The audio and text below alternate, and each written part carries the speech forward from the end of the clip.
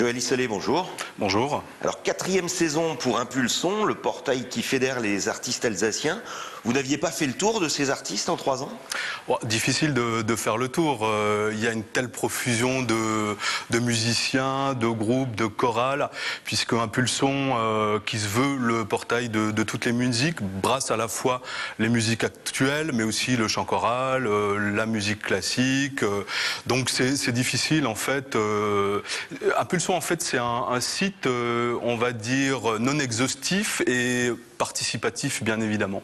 Alors, on va quand même faire un petit bilan des 3 premières saisons. Combien de groupes et combien de clips? À peu près 1100 vidéos visibles sur le site. On a une communauté de musiciens qui avoisine le millier. Aux dernières nouvelles.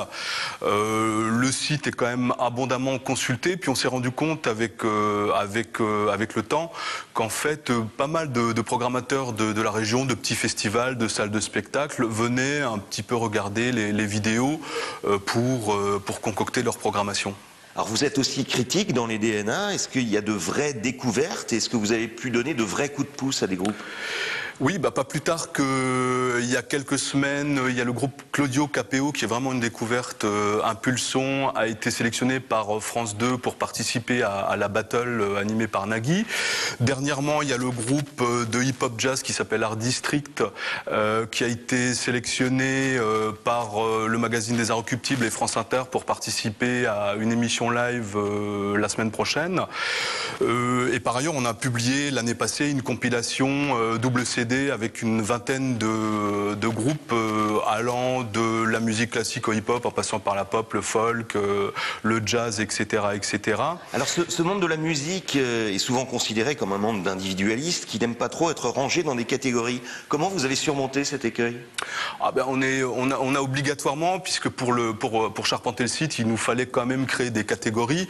Donc on sait pertinemment qu'il y a des musiciens qui opèrent sur plusieurs terrains musicaux, on va dire. Donc, de toute façon, ils ont, eux, la possibilité de ranger leurs vidéos sous l'étiquette, on va dire, qui se rapproche le plus de la musique qu'ils composent. Donc il n'est pas rare, par exemple, de trouver des gens qui vont se mettre en chanson française, mais aussi en reggae, parce que c'est un morceau chanté en français, mais qui swing comme du reggae. Alors, pour la 4e saison, il y a un nouveau slogan, c'est du web à la scène. Alors, pourquoi donner corps à du virtuel?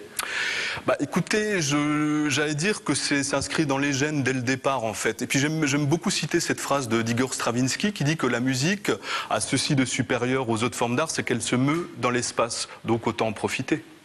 Joël Isselet, merci. Merci à vous.